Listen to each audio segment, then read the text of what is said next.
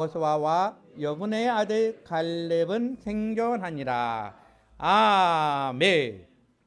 앉아주시기 바랍니다. 같이 우리 선포하기를 원합니다. 우리가 이것을 평생을 외쳐야 주의 복음입니다. 매 순간마다 여러분 선포하시길 바랍니다. 같이 선포하겠습니다.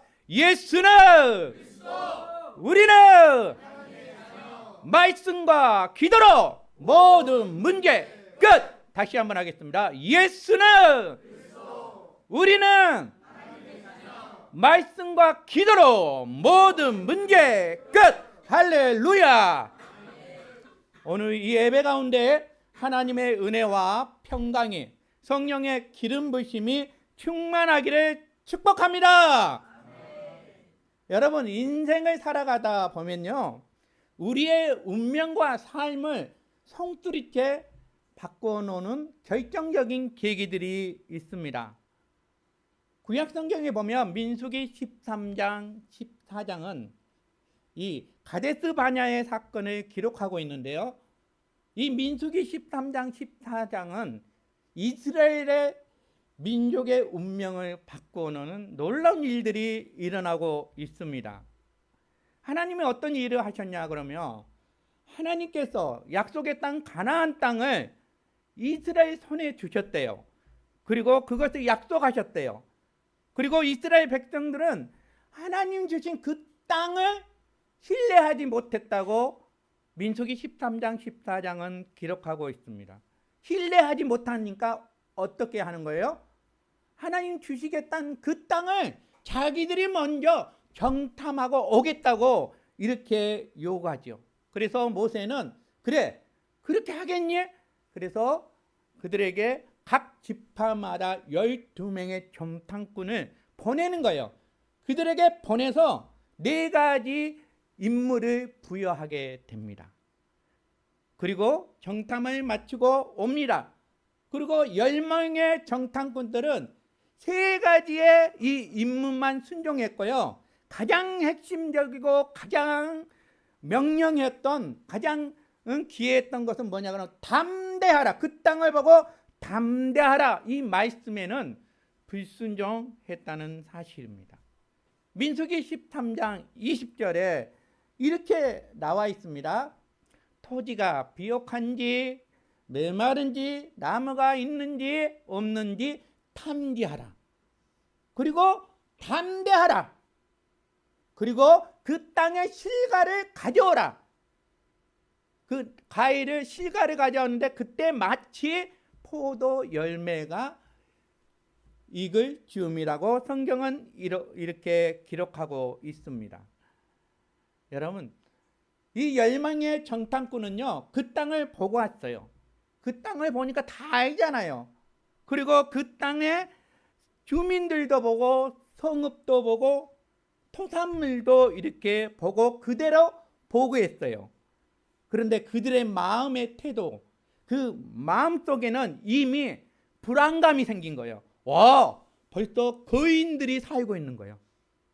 거인의 족속들이 살고 있으니까 이 모세가 이미 얘기했잖아요. 담대하라. 그것을 보고 그때부터 마음에 불안이 생기게 되었다는 것이죠. 그러면서 하나님이 능히 함께 하신다고 그랬어요. 능히 함께 하시기 때문에 출애굽의 역사를 하나님이 만드셨어요. 그런데 그들의 정탐꾼들은 안악적선들, 거기에 경관 성읍에 압도되어서 자기들 스스로가 얘기하는 거야.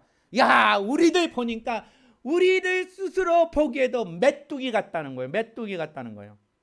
여러분, 현실을 보면 그렇게 될 수가 있다는 사실입니다. 그러면서 모세가 이미 4번째 명령, 담대하라. 담대하라. 하나님을 신뢰하면 우리가 담대할 수가 있는데 하나님을 신뢰하지 못한 거예요. 그리고 이 10명의 정탐꾼들은 이제 거기서 불만을 퍼뜨리게 된다는 사실입니다. 우리는 갈 수 없어. 우리는 가면 다 죽어. 백성들에게 전파하고 맙니다. 반면에 여호수아와 갈렙, 이 2명은 그 2사람만이 아낙 자손과 그 성읍 앞에서 하나님이 함께 하시면 우리는 능히 이길 수 있다. 이 마음을 갖게 된다는 것이죠. 여러분, 여기서 우리가 중요한 포인트가 있는데 우리는 무엇을 보느냐, 그 관점의 중요성이 있다는 것이죠. 우리는 세상의 사물을 볼 때 자기가 보는 것들만 보는 것입니다. 똑같이 봤는데 이쪽도 있었는데 이쪽만 얘기하시는 사람들이 있다는 것이죠. 그것은 자신이 보고 싶은 그 관점만 보는 세상을 바라보기 때문에 그렇다는 사실입니다. 여러분, 우리의 관점들이 잘못 보면요, 어떤 일들이 생길까요? 바로 갑자기 언어가 막 오염이 되는 것이죠. 우리의 생각이 오염이 되는 거예요. 오늘 10명의 정탐꾼들이 똑같은 사항들을 봤는데 관점이 다 다른 거예요. 10명의 관점과 2명의 관점이 달라. 10명의 관점은 벌써부터 이제 이 언어가, 생각이 오염이 되는 거예요. 어떻게? 불평하고 불만하고 파멸의 열매로 이끌어가게 되어 있다는 사실입니다. 바로 이 사건이 뭐냐 그러면 바로 가데스 바네아에서 있었던 사건이었습니다. 그리고 이스라엘 백성들은 그 소식을 듣고 밤새도록 통곡했어요. 그리고 모세와 아론을 원망했어요. 하나님께 불평했어요. 그 과정에서 여호수아와 갈렙은 유명 인사가 되었습니다. 신기하죠? 그때까지는 여호수아와 갈렙은 그렇게 유명하지 않았는데 그 사건을 통해서 여호수아와 갈렙은 유명해졌어. 왜 유명했냐 그러면 하나님의 사명 그 4가지를 실천했기 때문에 그는 유명한 사람이 되었어요. 그래서 우리에게도 이 땅에 하나님이 보내신 이유가 다 있어요. 그 사명이라는 거. 그 사명을 감당한 사람들은 하나님께서 세워주신다는 사실입니다. 여러분, 우리는 하나님께 질문이 참으로 많죠. 제가 얘기했던 것처럼 저는 110일에 1시간 매일 기도했어요.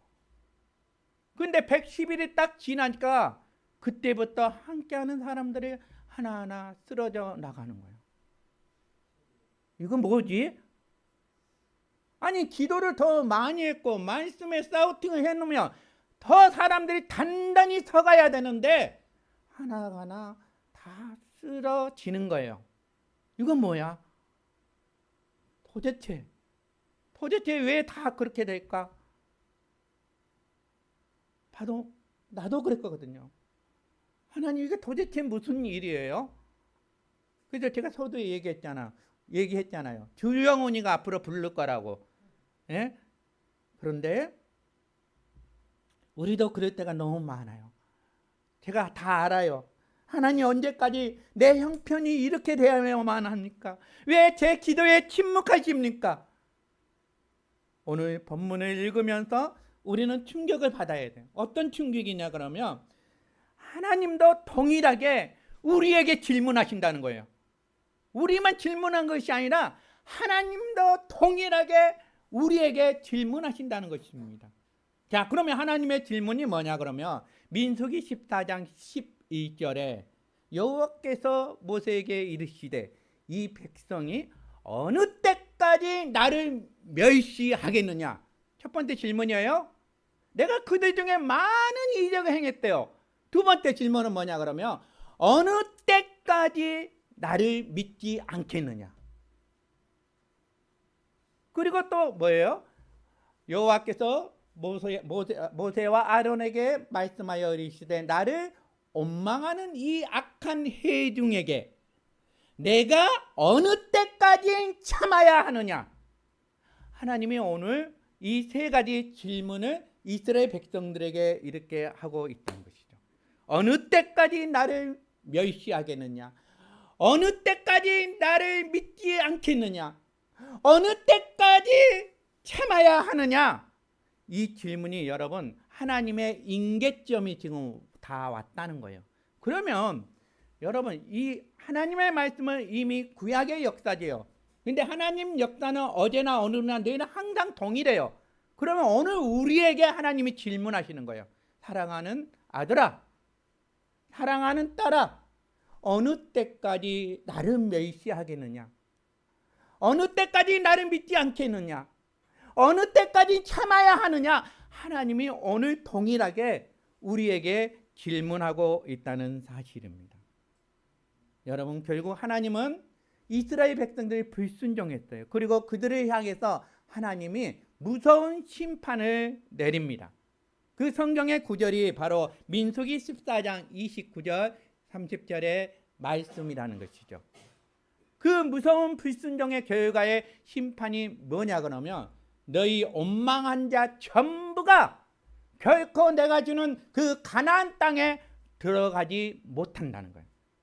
그러면서 이제 두 번째 키워드가 뭐냐 그러면 이들이 소멸할 것이다. 광야에서 다 소멸하고 광야에서 방황할 거라고 하나님은 이렇게 얘기하고 있습니다. 여러분, 신기하죠? 원래 이스라엘 백성들은 목적이 있었던 백성입니다. 그런데 광야에서 방황한대요. 그리고 다 소멸하여 죽게 된대요. 우리가 알아야 될 것은 죄의 종류는 내가 정하지만 죄의 결과는 내가 정하는 것이 아니라는 것입니다. 가데스 바냐에서 그들이 불평했어요. 불만을 품었어요. 40일 동안 광야에서 지낼 줄 아무도 몰랐다는 것이죠. 만약 알았다면 그렇게 하지 않았다는 것이죠. 몰랐으니까 불평하고 불만을 품게 되었다는 것이죠. 문제는 우리라는 것입니다. 여러분, 우리는 다 알아요. 이미 이제 성경 기록했기 때문에 다 알아요. 우리에게 불평과 불만의 결과가 얼마나 무서운지 다 알아요. 그런데 우리는 아는데 그런데 불평한다는 사실입니다. 그러면서 하나님의 역사가 이제 기록됩니다. 이처럼 이 수많은 이스라엘 백성들이 광야에서 전부 다 무덤으로 변하는 거예요. 무덤으로 변했다는 건 뭐예요? 서서히 죽어가는 거예요. 소멸되는 그런 상황 속에서 끝까지 살아남은 자들이 있었다는 것이죠. 하나님 다 죽인다고 그랬죠. 그런데 살아남아서 약속의 땅으로 간다는 생존자들이 존재하고 있었다는 것입니다. 오늘 그 본문을 통해서, 오늘 이 본문을 통해서 모두가 죽어가는 절망의 시대, 우리가 사는 이 시대가 절망의 시대예요. 이 시대 속에서 과연 누가 끝까지 살아남은가? 과연 누가 끝까지 살아남은가? 이 말씀을 오늘 같이 나누고자 합니다. 그러면 과연 누가 끝까지 살아남은가? 그 첫 번째는 뭐냐 그러면 영적 스피릿, 이 영성이 남다른 자가 살아난다는 거예요. 그러면 그 영성이 남다른 자가 누구였냐 그러면 여호수아와 갈렙이라는 사실입니다. 민수기 14장 28절에 이렇게 나와 있습니다. 그 땅을 정탐하러 갔던 사람들 중에 오직 눈의 아들 여호수아와 여분의 아들 갈렙은 생존하니라. 생존이 뭐야? 서바이벌. 서바이벌 알죠? 서바이벌. 거기서 살아나는 거예요, 여러분. 이 생존이 영어로 서바이벌이에요. 여러분, 강한 자가 살아나는 것이 아니라 살아남은 자가 강한 자라는 것이죠. 살아남아야 강한 자는. 그래서 성경은 이렇게 기록하고 있습니다. 민수기 14장 24절에 바로 갈렙에 대해서 이렇게 얘기하고 있습니다. 그 땅을 정탐하러 갔던 사람들 중에 오직 아니구나. 14장 24절. 그러나 내 종 갈렙은 그 마음이 그들과 달랐다.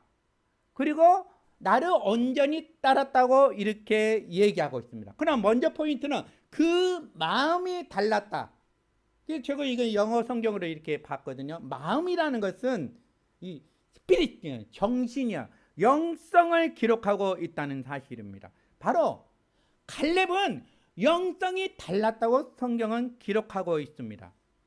똑같은 환경을 봤는데 똑같은 환경 속에서 하나님이 우리와 함께 하시면 우리는 능히 아낙 자손을 이기고 가나안 땅으로 들어갈 수 있다고.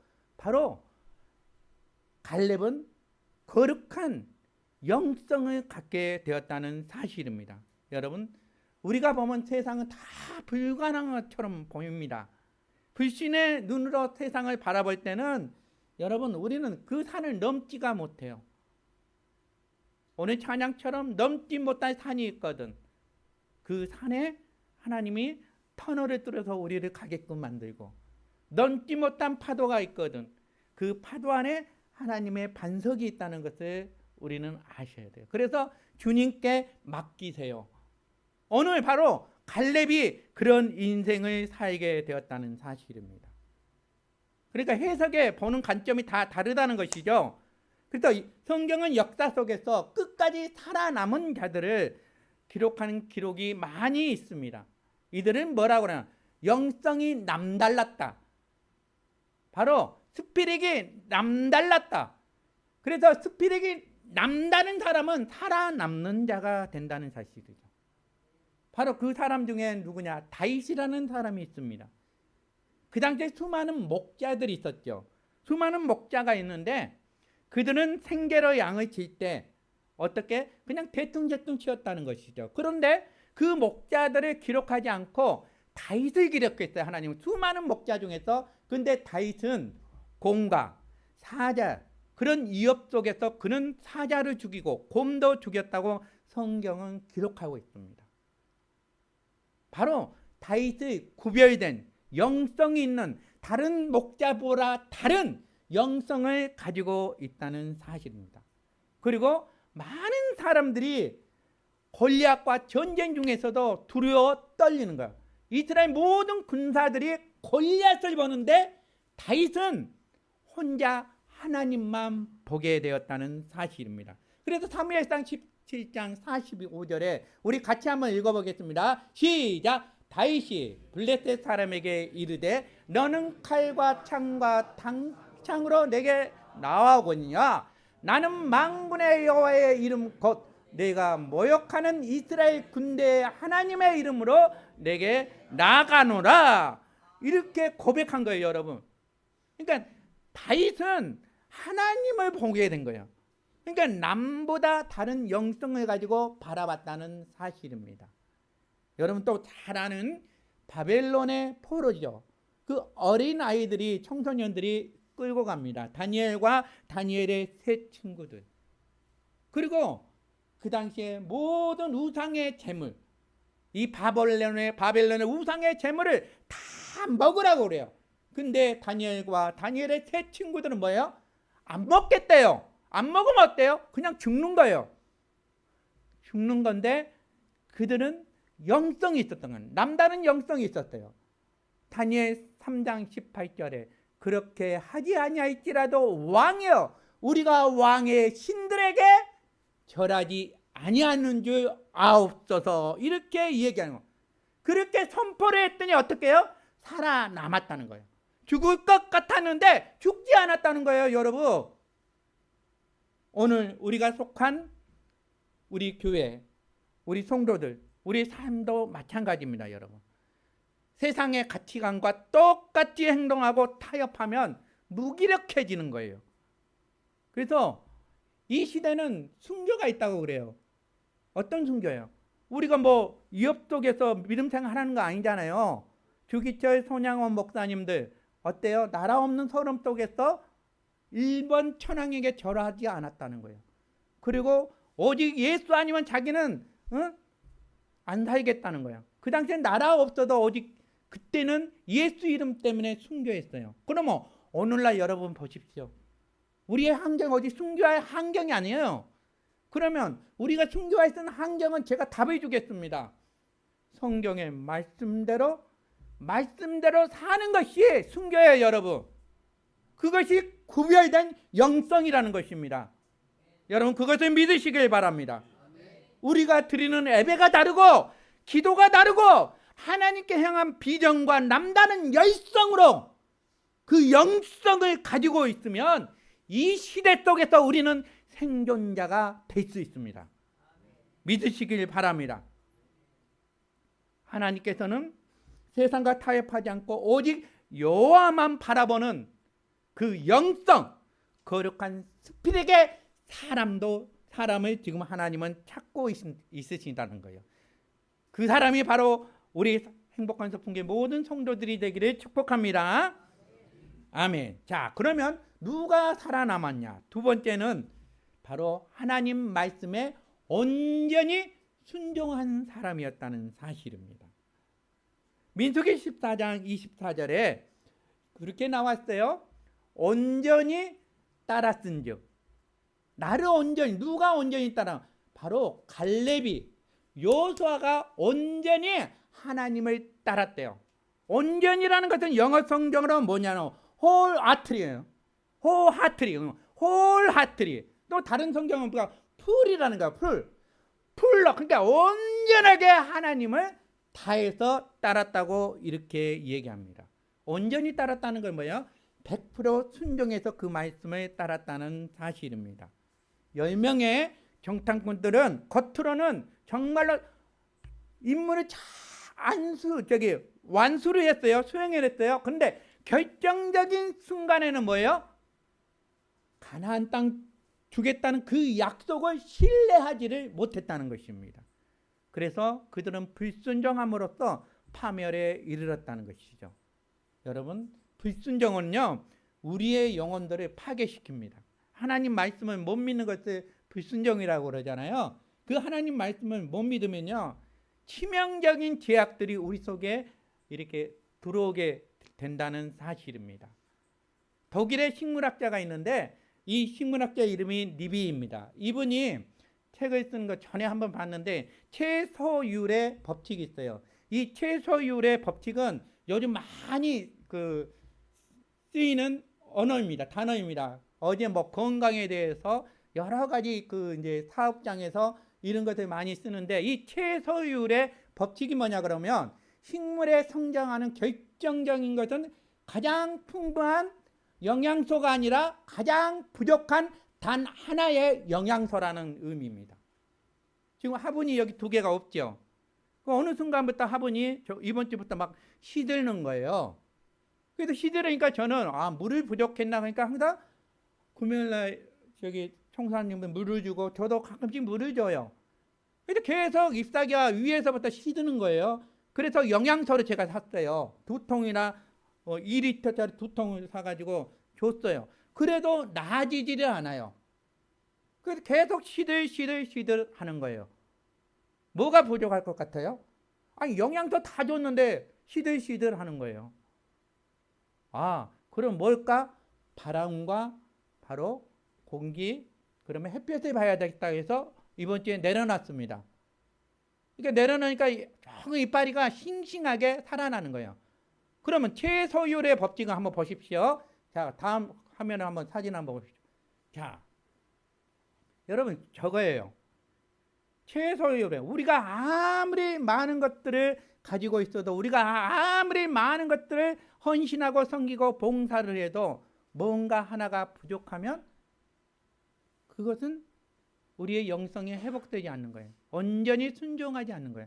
그러면 그 흘러 넘치는 것이 무엇일 것 같아요? 우리 신앙 속에서 바로 그것은 바로 우리의 불순종이라는 거예요. 여러분에게 그 불순종이 무엇입니까? 어떤 사람은 기도가 될 수 있고, 어떤 사람들은 뭐 불평하고 불만한 데 있고, 어떤 사람은 남을 판단한 데 있고, 다 그렇지 않겠어요? 그걸 여러분 혹시 있으면, 제가 어떤 상황인지 모르니까 그걸 여러분 막아야 돼요. 그 부족함들을 딱 막아야 온전하게 주님을 따라서 행하는 거예요. 그래야 살아남는 자가 되는 것입니다. 할렐루야! 아멘. 자, 그러면 세 번째로 살아남는 자가 있습니다. 그 살아남은 자가 뭐냐 그러면 어린 아이라는 사실입니다. 이 광야의 대심판 속에서 여호수아와 갈렙 끝까지 살아남아서 약속의 땅으로 간 그룹이 있었어요. 그 그룹은 누구냐 그러면 이스라엘 백성들이 얘기한 거예요. 우리 자녀들 다 죽을 거라고.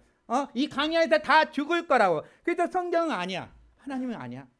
너희의 아이들은 살아서 너희가 죽을 것 같은 이 광야에서 이 아이들만큼 내가 저 가나안 땅으로 데리고 가겠다고 이렇게 얘기하는 거예요. 민수기 14장 31절에서 32절의 말씀입니다. 그 시체가 좀 보라색으로 했더니 같이 한번 읽어볼게요. 시작. 너희가 사로잡히겠다고 말하던 너희의 유아들은 내가 인도하여 드리니 그들은 너희가 싫어하던 땅을 버렸니와 너희의 시체는 이 땅에서 엎드려질 것이라. 아멘. 이건 무엇을 우리에게 오늘 시사하고 있냐 그러면 잘 생각해 보세요. 어린아이 같아야 살아난다는 거예요. 어린아이 진짜 순수하죠. 순수하죠. 여기 우리 할아버지 할머니들 많이 있잖아요. 정말 순수하잖아요. 순수하고 순수하게 할아버지 할머니를 사랑해요. 그렇죠? 한 점의 티도 없는 거예요. 마음속에. 그냥 있는 그대로 자기 표현을 하는 거예요. 지금 어린아이들이 다 살아났다고 성경 기록해. 오늘 우리에게 시사점은 뭐냐 그러면 우리에게 어린아이 같아야 살아남는다는 거예요. 그러면 어린아이 같은 교회가 살아남는다는 거예요. 어린아이 같은 성도가 살아남는다는 거예요. 여러분, 오늘 우리에게 이것은 정말로 중요한 의미를 주고 있습니다. 영적인 정말 의미를 주고 있어요. 여러분 한번 생각해 보시죠. 내 신앙의 연수가 오래되어서 어느 순간부터 이 머리로 아는 성경의 지식이 많을수록 자칫 영적인 어른이 된 사람이 있어요. 그래서 자기 생각으로 다 판단해요. 그래서 그들에게 얘기하는 것은 뭐냐? 경건의 모양은 있으나 경건의 능력은 실제로 존재하지 않다는 것이죠. 기도를 하면서 기도가 실제로 이루어질 거라고 믿지 않아요. 너무 우리는 어른이 되어버렸어요. 너무나 우리는 우리 스스로 판단해버렸어요. 언제는 정말로 순수하게 그걸 놓고 기도했는데 하나님이 그렇게 응답했는데 어느 순간에는 내가 기도해도 아무 소용이 없다고, 어느 순간에 내 기도가 어른이 된 기도가 되어버렸다니까요. 스스로 판단해버렸다니까요. 그렇지 않아요? 또 오늘 성경이 얘기하는 거예요. 어린아이 같아야 우리가 이 세상에서 살아갈 수 있다는 거예요. 우리 믿음 생활도 다시 리바이벌 했으면 좋겠습니다. 언제부터 내가 어른이 되냐? 어른이 아니고 어린아이가 돼요. 예배는 어린아이처럼 순수하게 그렇게 하나님을 사랑하고 하나님께 묻고 기도하고 말씀을 보며 살아가는 우리 행복한 서풍교회 성도들이 되었으면 좋겠습니다. 아멘. 그 대체적인 예가 사도행전 12장에 베드로가 옥에 갇혔어요. 베드로가 옥에 갇히니까 많은 성도들이 이 베드로가 풀려나기 위해서 기도를 했어요. 기도하는데 그 기도를 하나님이 들으시고 베드로를 추억을 시켜요. 그리고 베드로가 그들이 기도하는 마가의 다락방에 가서 문을 막 두드리는 거예요. 그 두드릴 때 어린아이가 있었어요. 그 어린아이의 이름은 노대. 노대가 딱 하니까 누구세요 하니까 나야 그러니까 보니까 깜짝 놀란 거야. 누구예요? 베드로 선생님. 그래서 문도 안 열어주고 다시 기도하는 사람들의 현장에 가서 여러분 베드로 선생님이 풀려났어요. 그러니까 사람들이 뭐예요? 야, 무슨 소리야? 베드로가 아니고 천사라고. 그럼 뭐예요? 기도하는 사람들은 기도를 했잖아요. 응답을 하나님 주셨잖아요. 베드로. 그 응답을 믿지 않고 오직 누구만 기도의 응답을 받았냐 그러면 노대 어린이만 받았다는 거예요. 혹시 우리가 아니나요? 우리는 그렇게 수많은 기도를 했는데 그 기도를 해놓고 하나님 응답 주신다고 분명히 얘기했는데 그것을 믿지 못하고 있습니까? 우리 모두는 정말로 어린아이처럼 순수했던 시절이 있었습니다. 그런데 지금은 너무 우리가 어른이 되어버렸어요. 그래서 이 어른이 되어가지고 응답될 것도 기대하지 않다는 것이죠. 제가 부탁하기를 돌이켜서 어린아이처럼 기도의 은혜가 임하기를 축복합니다. 우리의 신앙의 본질은요, 계산해서 신앙생활하는 것이 아니라 어린아이처럼 그냥 순수하게 신뢰의 관계에 있다는 거예요. 그것을 믿으시길 바랍니다. 자, 그러면 누가 또 살아남았냐? 성경을 보니까 민수기의 이 전체적인 문맥을 보고 문장을 보면 이렇게 얘기하고 있습니다. 전체 이제 민수기 전체의 내용입니다. 20대 이상 계수는 인구를 그 당시에 셌어요. 몇 사람이 저 가나안 땅에 가겠냐고 이렇게 계속 숫자를 치고 명단을 이렇게 이제 다 이렇게 나왔습니다. 그런데 그 민수기의 인구 조사에 딱 빠진 인구가 있습니다. 성경 공부하신 분 다 아시죠? 누구예요? 레위 지파만 딱 빠졌다는 거예요. 레위 지파만. 자, 그러면 성경을 한번 보겠습니다. 이 레위 지파는 하나님께 온전히 드려지는 지파를 레위 지파라는 것이죠. 민수기 1장 47절에서 49절에 이렇게 나와 있습니다. 같이 한번 읽어보겠습니다. 그러나 레위는 그들의 조상의 지파대로 그 계수에 들지 아니하였으니 이는 여호와께서 모세에게 말씀하여 이르시되 너는 레위 지파를 계수하지 말며 그들을 이스라엘 자손 계수 중에 넣지 말고 이렇게 나와 있습니다. 근데 잘 보세요. 12명의 정탐꾼을 보냈어요. 그 12명의 정탐꾼 중에 유일하게 빠진 지파가 있습니다. 그 지파가 레위 지파였습니다. 그리고 하나님이 오늘 민수기 14장에 대심판을 선언하잖아요. 가데스 바냐에서 하는데 앞으로 20세 이상이 된 사람, 원망한 이 사람 60만 3,555명 60만 3,550명 거기 딱 2명 빼고 나머지는 다 이 강야에서 죽고 나머지 2명만 살아남을 거라고 얘기하고 있습니다. 다 죽었어요. 60만 3,550명 중 2명 빼고 다 죽었습니다. 그런데 레위 지파는 살아남았어요. 신기하죠? 레위 지파는요 40일 강야 속에서 하나님이 지켜주셨어요. 왜? 그들은 온전히 하나님 앞에 바쳐진 사람들이었기 때문에 그렇다는 것이죠. 그러면 여러분 아론이 제사장입니다. 그리고 아론의 아들이 4명이 있었습니다. 그리고 그 아들의 이름은 나답, 아비후, 엘르아살, 그 다음에 이달말이었습니다. 근데 첫째, 둘째는 하나님 앞에 제사를 드리는데 다른 불을 드렸다고 성경을 나와요. 다른 불을 드려서 그 강야에서 그냥 죽었어요. 그리고 아들이 2명이 있었는데 그 2명은 엘르아살과 이달말입니다. 성경을 보니까 여호수아 19장 51절에 이렇게 나와 있습니다. 제사장 엘르아살입니다. 이 엘르아살이 이제 여호수아와 함께 그 가나안 땅을 분배하는 사건을 기록한 것이 여호수아 이제 19장의 사건입니다. 그때 여호수아와 제사장 엘르아살이 분배하는데 그 현장에 있었다는 거예요. 그러니까 레위 지파는 살았다는 것이 이렇게 얘기하고 있습니다. 여러분 무엇을 의미할까요? 이 세상에서 다 죽어가는데 레위 지파처럼 하나님께 온전히 드려지는 삶을 살아가는 사람들은 살아남는다는 것을 오늘 우리에게 얘기하고 있습니다. 그래서 민수기 3장 12절에 이렇게 얘기하고 있잖아요. 인자야 보라 내가 이스라엘 자손 중에서 레위인을 택하여 그를 취하여 이스라엘 자손 중에 테르여러 모든 자손들을 대신하였은즉 레위인은 내 것이라. 여러분 하나님이 오늘 우리에게 너는 내 것이에요. 진짜예요. 하나님이 오늘 우리에게 각자에게 너는 내 것이에요. 레위인으로 우리를 택하였단 말이에요. 여러분 그것을 여러분 믿으시길 바랍니다. 바로 우리 인생이 우리 교회가 레위인처럼 살았으면 좋겠어요. 그런 삶으로 우리가 온전히 살았으면 좋겠어요. 이 세상의 재앙과 심판 속에서 우리가 레위인처럼 살아면 하나님은 그 사람을 택하여서 살아내게끔 만든다는 사실입니다. 여러분 그것을 믿으시길 바랍니다. 하나님의 손 안에 있으면 누가 그것을 빼앗을 수 있겠냐고요.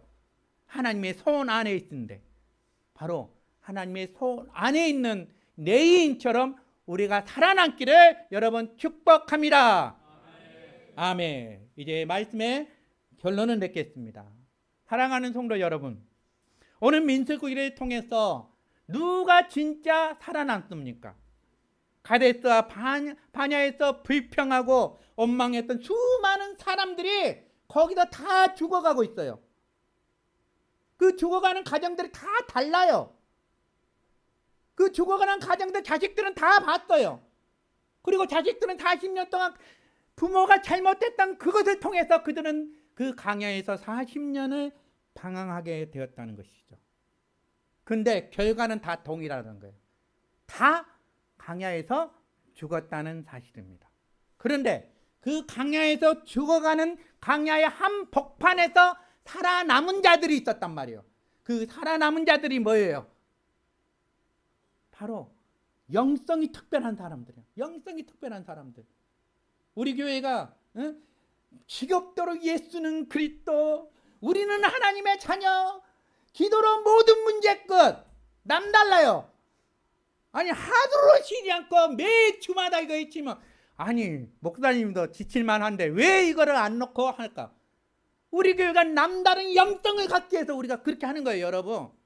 이 남다른 영성이 바로 여호수아와 갈렙이 가졌다는 거예요. 그럼 남다른 영성이 가졌던 사람들이 온전히 주님의 말씀에 순종해서 살아갔다는 사람이에요. 그렇지 않아요? 예. 그리고 또 살아난 사람이 있어요. 어떤 사람? 머릿속으로 계산하지 않는 사람. 그냥 순수하게 어린아이처럼 그 말씀을 붙잡고 기도한 사람들. 이렇게 토를 달지 않고 그렇게 그냥 순종했던 어린아이 같은 사람들이 살아남았다는 거예요. 우리도 옛날에 신앙 다시 회복됐으면 좋겠어요. 그 순수했던 어린아이의 마음처럼. 그러면 그 마음속으로 우리가 살아가면 매주마다 예배드리는 모든 것들이 찬양 가운데 눈물이 있고 감동이 있고 살아있는 예배가 될 수 있다는 사실입니다. 그리고 우리의 소유권은 이것은 내 것이야. 너는 내 것이라는 거예요. 주님이. 이거 어떻게 내가 내 소유가 될 수가 있냐고요. 하나님께 내어놓는 거예요. 내 인처럼 온전히 내 인처럼 내어드려야 우리가 살 수가 있는 거예요. 여러분, 하나님 앞에 내어놓으면 죽을 것 같아요? 아니에요. 죽을 것 같은데 하나님 살려주신다니까요. 이 세상 사람들은, 우리는 구별된 사람들이에요. 진짜 구별된 사람, 예수 그리스도인. 예수 그리스도인은 예수님처럼 그 삶을 살아가는 사람, 성경처럼 살아가는 사람, 주의 말씀에 온전히 순종해서 살아가는 사람, 그런 사람들은 살아난다니까요. 그것을 여러분 믿었으면 좋겠습니다. 그래서 우리 교회가 영성이 다른 교회였으면 좋겠어요. 영성이. 그리고 우리가 온전히 올려드리는 교회가, 온전히 하나님 앞에 올려드리는 그런 교회가 되었으면 좋겠습니다. 그리고 어린아이처럼 순수한 열정으로 하나님을 사랑하는 교회였으면 좋겠습니다. 그리고 우리가 온전히 하나님 앞에 드려지는 하나님의 소유가 된 내인 같은 그런 교회가 되기를 소원합니다. 그래야 우리가 이 거룩한 생존, 세상의 사람들은 다 죽어가지만 우리는 리바이벌 살아서 생존하고 하나님 말씀을 성경대로 실천하는 성도들이 되기를 예수 그리스도 이름으로 간절히 축원합니다. 아멘. 우리 이 시간 같이